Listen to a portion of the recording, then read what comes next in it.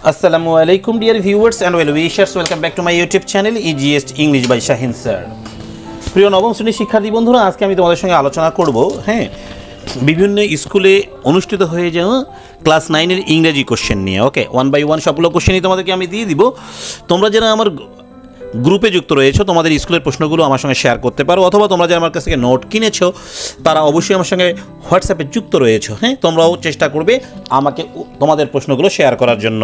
ওকে প্রিয় শিক্ষার্থী, দেখো আমি এটা বিভিন্ন স্কুল থেকে কোশ্চেন কালেক্ট করে দেখাচ্ছি। এখানে দেখো ফার্স্ট প্যাসেজ হিসেবে বেশিরভাগ স্কুলেই রয়ে এসেছে কিন্তু এই যে ফুটপাথস। ওকে, এটা সবার স্কুলে প্রায় এসেছে, অনেকগুলো স্কুলে আমি দেখেছি, সবার স্কুলে বলবো না, অনেক স্কুলে এসেছে। এখান থেকে তোমরা চুজ দ্য বেস্ট অ্যান্সারগুলো দেখে নাও। তোমাদের কিন্তু এই ধরনের কোশ্চেন হবে।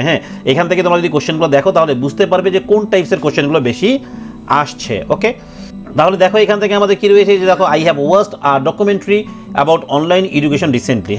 এই যে তাহলে দেখো এই যে আর্গুমেন্টটা এসেছে অনলাইন ডকুমেন্টের উপরে, এটা একটু ভালো করে দেখে নিবে, তাই না? আচ্ছা, সেই সঙ্গে দেখো এখানে আরও কী রয়েছে, কী এসেছে 3 নম্বর থেকে যেটা চলে আসছে হচ্ছে আমাদের এই যে কজ ইফেক্টের জন্য ডিশ অ্যান্টিনা যে গল্পটাতে রয়েছে সেই গল্পটা তোমাদের চলে আসছে। The influence of western civilization in Bangladesh, তাই না?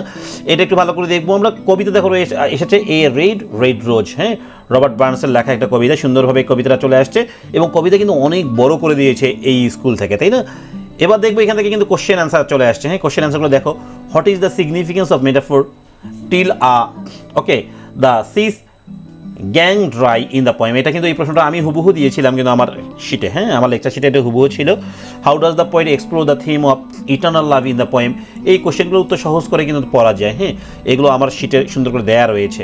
আবার দেখো এখান থেকে 3টা মেটাফোর বের করতে বলেছে আর 2টা সিমিলিস, মোট 5টা, এবং তাদের পারপাসেসগুলো নাম্বার কিন্তু 10 ছিল এখানে। তারপরে এখানে কি এক্সপ্রেস ইউর ফিলিংস, মানে কোশ্চেনের মানটা কিন্তু ঠিক রেখেছে এনারা। আচ্ছা, যাই হোক, এরপরে দেখো কি এসেছে, প্যারাগ্রাফ এসেছিল the significance of Pohela Boishakh. যদিও পহেলা বৈশাখ বানানটা এখানে ভুল করেছে, ব্যাপার না। ওকে, আর ভেন ডায়াগ্রাম এসেছিল water pollution versus air pollution. কি water pollution versus air pollution. আর এই দিকে দেখো সোলার সিস্টেম এসেছিল আমাদের এক্সপ্লানেটরি টেক্সট থেকে। এবার আমরা আরেকটা স্কুল থেকে দেখি, আরেকটা স্কুলের, আমি স্কুলের নামগুলো এখানে দেখাচ্ছি না। আচ্ছা, এখানেও দেখো চলে এসেছে ফুটপাথ। ওকে, এখানেও ফুটপাথ চলে এসেছে। দেন দেখো এখান থেকেও আমাদের সেকেন্ড প্যাসেজটা কি এসেছে একটু দেখে নেই। এই যে দেখো সেকেন্ড প্যাসেজটা এসেছে পোভার্টি সম্পর্কে এসেছে। কি সম্পর্কে এসেছে? পোভার্টি। ওকে, তারপর থার্ড প্যাসেজটা কিন্তু এসেছে এখানে ডেঙ্গু ফিভার থেকে। Dengue fever. আচ্ছা, এখান থেকে দেখো ডেঙ্গু ফিভার থেকে যে কজ ইফেক্টটা পূরণ করতে হয় সুন্দর করে দিয়েছে এনারা। কবিতা এসেছে কিন্তু the room. Okay, the room কবিতাটা আসলে সবার জন্য খুব গুরুত্বপূর্ণ। ওকে, সবার জন্য the road not taken, the room. Okay, এগুলো ভালো করে পড়বে। আর রেড রোজ এই কবিতা, life is like a flower, খুব ভালো করে পড়বা এগুলো তোমরা। ওকে, এখান থেকে দেখো 3টা মেটাফোর বের করতে বলেছে, 2টা সিমিলি এবং তাদের পারপাসেসগুলো লিখতে বলেছে কিন্তু, তাই না? আচ্ছা, এগুলোর কি দেওয়া হয়েছে, ফিলিংস লিখতে বলেছে, সহজ ভাষায় ফিলিংসগুলো লেখা যায়।